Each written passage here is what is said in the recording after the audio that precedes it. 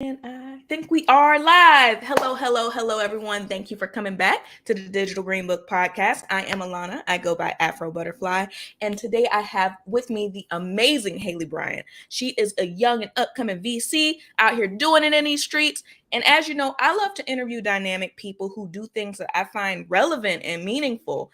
And it's rare that we find women who are VCs, more or less women of color who are VCs. So to be able to have these opportunities to sit down and pick their brains is peerless. It's perfect. It's undeniable. So thank you so much, Haley, for being here today. I really appreciate it. Thank you, Alana, for creating space and energy and just being that Afro butterfly throughout the startup ecosystem to bring knowledge and connections to people in your audience. It's so incredible, the work that you do. Thank you so much. So I'm super curious, like, how did you become a VC and what made you want to do it? Yeah, great question. So I guess just for clarification, I didn't even know what venture capital was until like 5 years ago. I started my career thinking I was going to be a journalist. I ended up running Apple retail stores during the peak of the iPhone craze, and then got a taste of startups while I was there, working with small businesses and startups in the DC area. I went to a couple of different startups, one bootstrapped, one venture backed, which is where I figured out, okay, like people are not self-funding everything. There are people that write checks for interesting ideas and entrepreneurs. And then I just continued operating. I ran a B2B SaaS digital content marketing agency.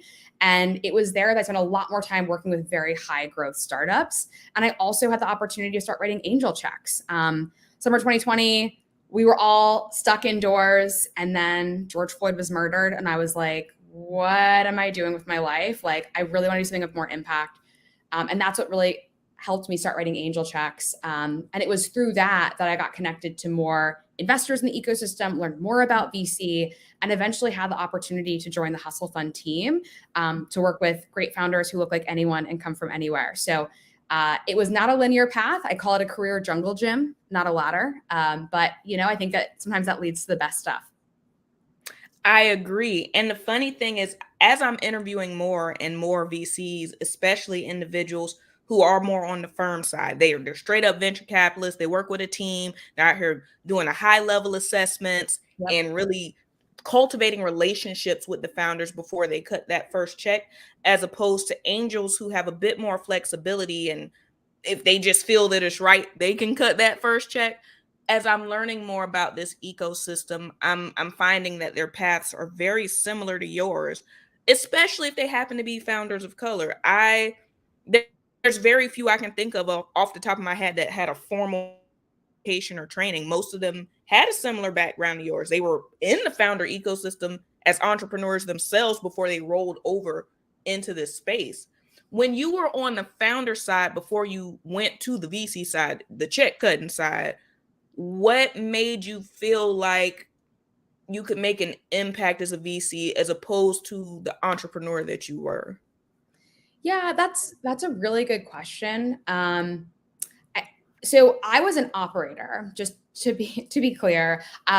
The founder job is so hard. I hope to maybe do it one day, but I was hired by a very early stage founder in an operation centric role and just grew my career while I was at that company. So he eventually could step back, start other companies, and left me and Devin Bramhall, who was at the time the CEO, to kind of run the show. In terms of impact, I thought about a lot of different things. So before I stepped into VC, I was thinking about 3 different things: continuing as an operator at a services-based business to support a lot of different companies with their growth, getting like really hands-on with an early stage high growth startup and maybe making a mark there, being helpful there, or making a lot of bets as a VC. And what I thought the venture capital role would give me the opportunity to do was to work with a lot of different companies and to be an early believer. I think that's one of my strengths, maybe, is my optimism. I definitely think that's within my kind of zone of genius, is seeing people's potential really early. At Animalz, I got to hire a lot of incredible people that maybe were overlooked. And I felt like I could use that same talent to help identify early stage founders from places outside of the typical tech Silicon Valley hubs. Work with them really early, help give them the tool set around the knowledge, the network, the capital, just to get started, and then let them fly, right? Because they're already so high potential. They don't actually need that much from me. So I thought that would be a good place that was really high leverage, where I could use time efficiently to have a broad impact on a lot of people. I hope that as I continue to grow in my career, that evolves and changes over time, where I can have the biggest impact. Maybe I get to a point where I'm like, okay, I've seen enough entrepreneurs do this really well, where I feel like I can step into the founder seat, run a company, fundraise or bootstrap it, and have some amazing return to be the next black unicorn. But for now, I really want to help both find and support those Black-led and underrepresented-led unicorns, and as Atlantica Ventures calls them, zebras and gazelles, because they have some amazing things going for them too. You know what? You just taught me something else, even in that moment. Much like yourself, like you said, when we were behind scenes, you really only stepped into this space within 5 years, but you've been able to have so much impact in that amount of time. I would consider myself infantile to this space. It's out of sheer curiosity that I've enmeshed myself as deeply as I have into the angel and VC network. And I've been like learning the linguistics on the fly. I just took a course with the Black Partner Growth Initiative in Miami on angel investing, and that really helped brush up my vocabulary and just general knowledge inside of the space. But that's very cursory, and there's always so much more to know. And even now, you just showed me another trajectory that I was unaware of. Like, I would love for you to touch a bit more on what an operator does, because of my friend's ecosystem when it comes to the jungle gym, as you say, inside of this founder's path. Like, sometimes some of us come in from a service angle and we unintentionally wind up making a business and then get thrown into the founder VC ecosystem. Right. But I would love to know more about what it was like for you being an operator a bit, and what did those requirements look like for you to be in that role? Yeah, that's a great question. So when I initially joined Animalz, the B2B SaaS content marketing agency, my main objective was to drive customer success and to retain enough customers to pay for my salary. That was basically the job description. Like, I was hired without a formal, like, okay, here's the page on the career site, here's ABC that we're looking for, here's XYZ that you're going to do. It was really about retaining revenue and driving customer success. So the main thing I learned was the importance of customer centricity on a like consultancy level. I'd done it at scale at Apple, serving thousands of customers. I'd done it at scale at startups previously, serving hundreds of customers in B2B SaaS, both smaller startups and then the Fortune 100 companies that were clients at Brazen, the recruitment marketing company I worked for. But I hadn't done it in such like a deep and consultative sort of way. What I had learned at Apple, though, was the importance of people and being both customer-centric and people-centric and anticipatory customer service. So a lot of what I learned was the importance of hearing out customer pain points and team member pain points, and then designing solutions around that, and then figuring out how to scale those solutions. So I know that's really, really broad, but so much of ops, you think, oh, it's boring. It's like, it's systems, it's working in software, but all of that is to enable a great process, right? Like checklist manifesto style, like steps that you can follow to retain customers, to retain employees. And a lot of what I learned was through failure. And I think that's one of the things you get as an operator that is so important. Stepping into the VC role without that operational experience, I think it'd be easy to be like, okay, like here's what I found online. Like, here's what people say you should do. But when you've actually lived it, you understand how hard it is, not just in the amount of time that you invest or the amount of work it is, but like the emotional labor of working with customers, of supporting team members as they're trying, failing. And what I think that helped me do was to normalize a lot of the things that founders go through that are super stressful. Like when SVB happened a couple of weeks ago, I thought of the experience I had running payroll incorrectly and how stressful that was for the team and how stressed that made me, even though we had the money in the bank to cover the small difference because I deducted like 401ks, like all of it at the beginning of the pay period instead of in two different segments. But it's those little moments of empathy that you can kind of call upon from your own operator journey that I think help ground any advice that you give to founders, and also help you understand that often what's needed in those moments is a sounding board, like someone to just listen. So I don't know if that was too broad, because I did focus across customer success, ops, people ops, and even did some of my own content marketing whenever we were in a slam with a jam with a customer. But I think a lot of it comes down to that customer centricity, people centricity, to be able to design systems and processes around those two stakeholder groups, and then the empathy that gives you as a VC. Yeah, no, I don't think that was too broad, because literally, again, as I'm talking to people who go through these ecosystems, it's not a linear path. And I think the more varied experiences that you have, it does make you a more robust individual in your next role. So I think each of the unique experiences that you have definitely have primed you to be who you are and who you're growing into being. Thank Um, you so much for saying that. It really means a lot, and I think a lot of people come from very traditional roles, getting into VC. What's been so cool to see amongst my peers is the diversity of backgrounds that people are coming from, and how that contributes to a much richer ecosystem in terms of the sorts of ideas that we understand, the sorts of founders we're willing to back. So I'm really excited about this generational moment for venture capital. Come on, generational moment. An event that I went to a few weeks prior at the Center for Black Innovation in Miami. A young lady you may know, Monique Idette Mosley, who's a VC, phenomenal. Rain Ventures, Rain Ventures. Sorry, I'm thinking of a different Monique, but yes, amazing. amazing young lady. And a quote that she said that echoed what you just said. She was specifically talking about diversity at the table. When you have that ability to make decisions and really reach into these different businesses, just your very background, just the makeup of who you are, literally can give someone an opportunity by you being in the room. So it's not it's not superficial that we need more diversity and inclusion. It's actually important, especially to have a more robust business ecosystem. It can't be one note across the board, everyone looking the same. So saying that, my next question would be is, what has diversity and inclusion sort of looked like for you? And do you ever feel awkward around those things sometimes? Because I know that sometimes it feels like, okay, this is a footnote that we have to hit. Or do people turn to you as the token sometimes to address those issues? Or how are you feeling surrounding that? It's such a great question. And I feel really lucky to be in DC, where Techstars is running, or in the DMV area, Techstars is running a couple of accelerators focused on underrepresented founders. So if you are a founder, you're underrepresented, and you're looking for support, definitely check out the Techstars JP Morgan Accelerator and the Aquatech Accelerator run by Adam, I believe, and Jason Harris out in Baltimore. But great conversation about this at Techstars office in DC with a bunch of other VCs in the area, remembering that diversity means a lot of different things to different people.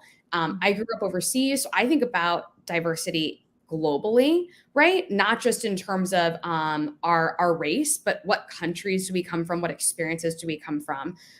Also thinking about age, about your gender, about your sexuality, about all of these different things. And I think I can represent a lot of those elements as someone who came from outside of the VC standard path, being Black, being a woman, having been a single mom for so much of my parenting journey. So I empathize with a lot of these things, and agree the representation is so important.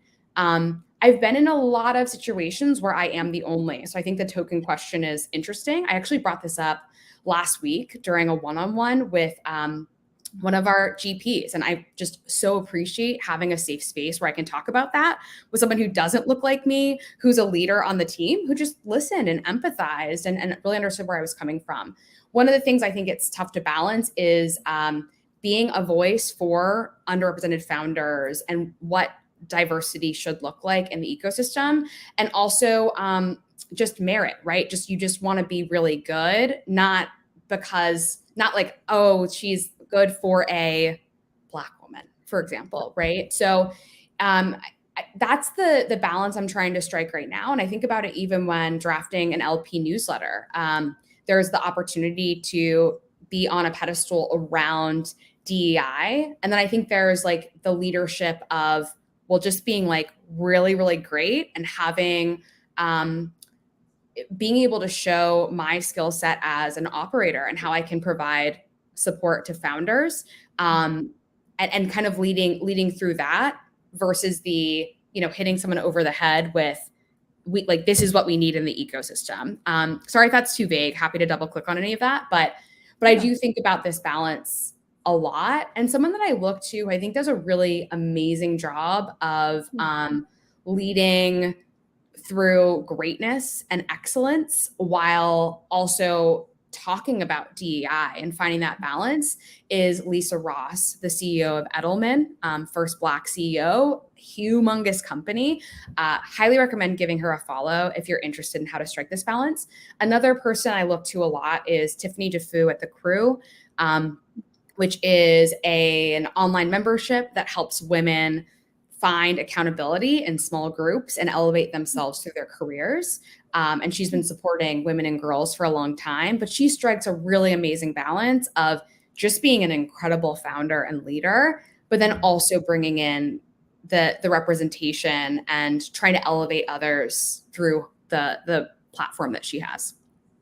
I'm definitely going to make sure I give both of them a follow. And no, I don't think you're being too vague, because it's not only are we like literally almost doing a highlight recap of our lives, like in a 30-minute window, but these are very meaty topics to try and even attempt to break down. And personally, I know I don't get to see too many conversations about these things. So the fact that we're even both emboldened enough to have this conversation on a public professional place like LinkedIn, I think this will garner more change in these directions. Someone that I think does a great job of these conversations, I'll be interviewing at the end of next month, is Sherelle Dorsey. I think she's had so many amazing conversations through the plug. Super fan. I just ran into her at the angel investing class that I went to, and I'm like, of course you would be here. You're brilliant. And another young lady, keeping in note with my theme of VC and angel investing, I'll be interviewing Omi Bell in a couple of weeks, who is over Black Girl. Oh my God. I'm like such a fan of both of them. So even to be like in this conversation with you is so cool. I'm going to go to an event that she's hosting later tonight, inviting Black women entrepreneurs to pitch. They have 60 seconds, and I think there's like $30,000 in grants available per startup. So check that out. Follow Sherelle, follow Omi, both incredible women. I love that you are talking to them. I'm going to have to tune in. Yes, I'm stalking them, high key. Yes. But yes, I actually was able to go to Black Girl Ventures pitch in Austin when I was in Austin for Afrotech back in November, and I was just floored. I'd been following Omi before that, and she had rung the New York Stock Exchange bell, which that's a personal goal that I have, and just everything that she does is so phenomenal, and Sherelle as well. So that you have phenomenal taste. But touching back on yourself, what are some goals that you do have that others might consider lofty, but are very personal and dear to you now that you're in this seat that you're in? Yeah, that's a great question. So part of the reason I love being where I am is because it is a long-term game. And I think that the things that we maybe want to see in the world do take time to be created. So I'm thinking pretty long-term about my goals. I do want to continue to rise at Hustle Fund. I think the work the team has done to support founders who look like anyone and come from anywhere is so phenomenal. So continuing to raise more funds. And I want to see more support go to underrepresented founders. So we are not explicitly a diversity fund, but what we found, or what Elizabeth and Eric found when they were at 500 startups and initially kind of incubating this idea for Hustle Fund, after analyzing data from 25,000 startups, was that the only thing that matters for a startup to be great is a quality we define as hustle, which is great execution meets high velocity. So I'm hopeful that more and more of the startups that we see that have that quality that we're able to write checks into, and we move really quickly with a $50,000 check within about a week of that first call, that they look like you and me and more underserved founders.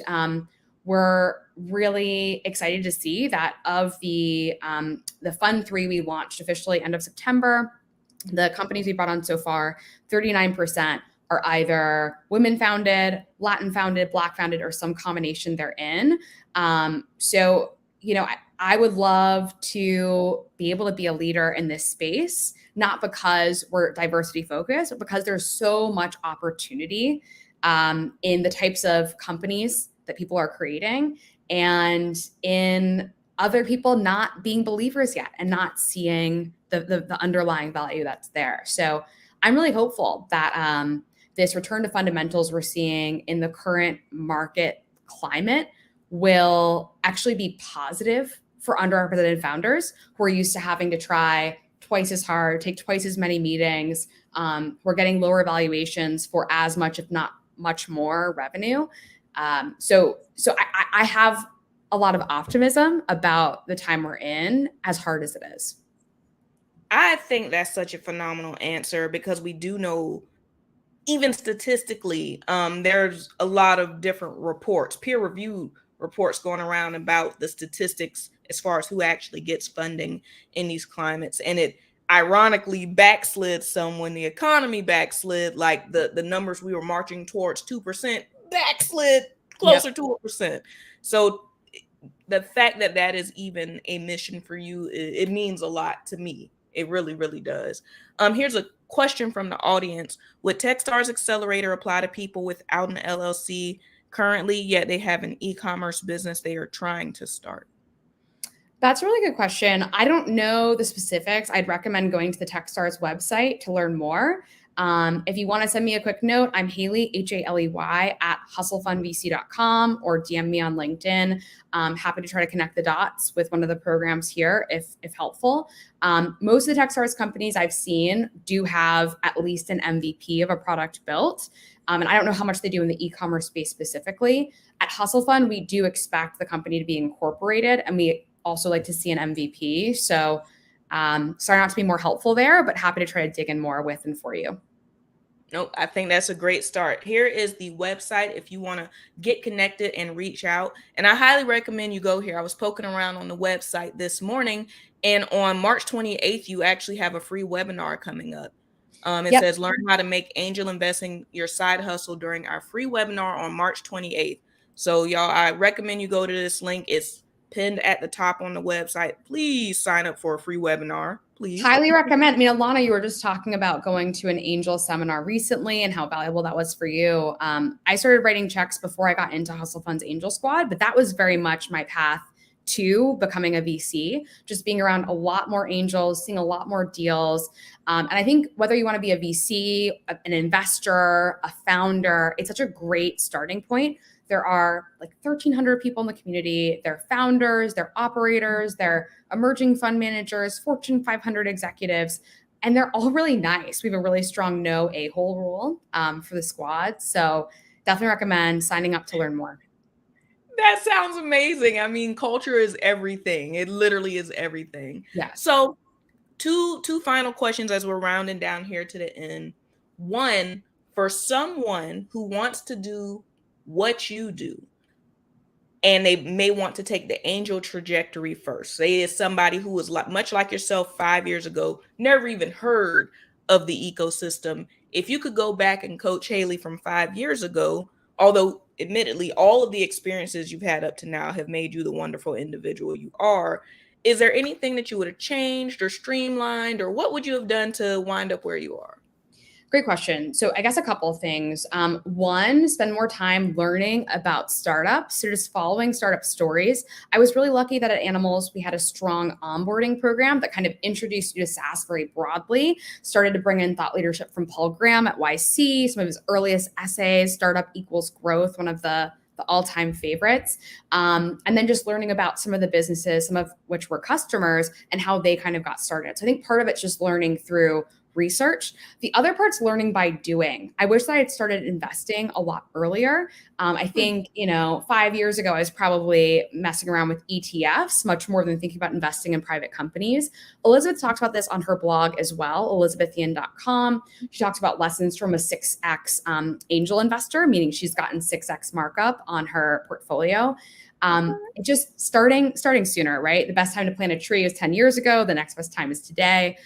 If you can get started, go for it. And I think the last piece is learning by working with great people. So I love that you went to a program that helped you learn more about angel investing. I think just talking to other angels is really, really high value and or founders.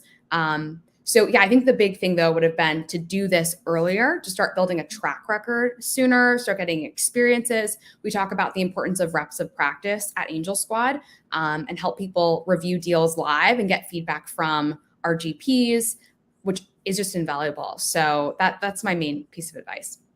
That's a great piece of advice. I know I've done some things privately here and there where I've you've cut a check for someone, but I didn't even think about documenting that in the portfolio. So I may need to sit down and do that.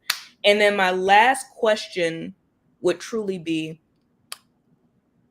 in this current economy, we know that nothing's predictable. We know that crypto's had its backslide, where it's technically not a bear market because structurally we are still bullish, but Right. we're used to like some of these larger companies like Ethereum or Polygon cutting checks for people to be able to fund different activations and things. Then on the traditional fiat side, we know some of the news that's happened with SVB and even some of the glitches that's happened around other big legacy entities.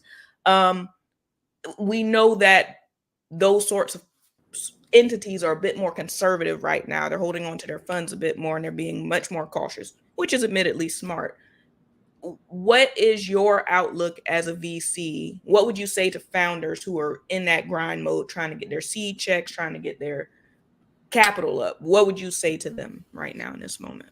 Yeah, I guess a few things. One, runway is life, as we all know. So the things I'm thinking about and trying to build a workshop around for our founders is ways to extend capital. We've been thinking about this for the last year, but there will be hard decisions that need to be made just to keep the company alive, because VCs are going to take longer. Many will invest at the same pace as they did last year. It's still a great time to invest. But it's going to take longer. So thinking about plans A, B, and C for your fundraise, if you raise your target amount, if you're not able to raise at that next round valuation, could you do a bridge at the current valuation?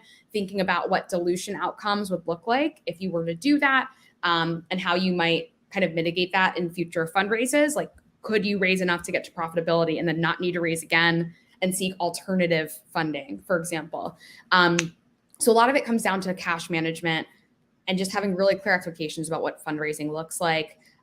If you are an underrepresented founder, and want to talk about this, door is open. Please DM me, reach out. I also want to know how founders are thinking about this and what questions you have to be able to provide relevant advice, because we need more of us to stay alive for longer to be able to make it to that next level and just keep going. The funding stack for underrepresented founders is growing. There are more and more people that are focused on this, who want to provide that support. So just hang in there, take your breaks, take your rest, and make those hard decisions. If you need a sounding board, I'm here. Thank you so much. This has been a phenomenal interview. I would love to do this with you again because there's 50 million other questions I have for you. But I just want to give you your flowers because I think you're a phenomenal young lady. The work that you're doing is so important. And I know you're inspirational to me. Every person I've interviewed has inspired me. I high key stalk them. So thank you for your time today, Haley. Thank you so much, Alana, for your time and for your work, which should not be understated in any way.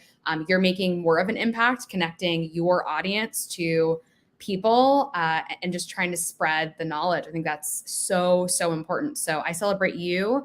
Thank you for this opportunity. And I hope to talk to you again soon.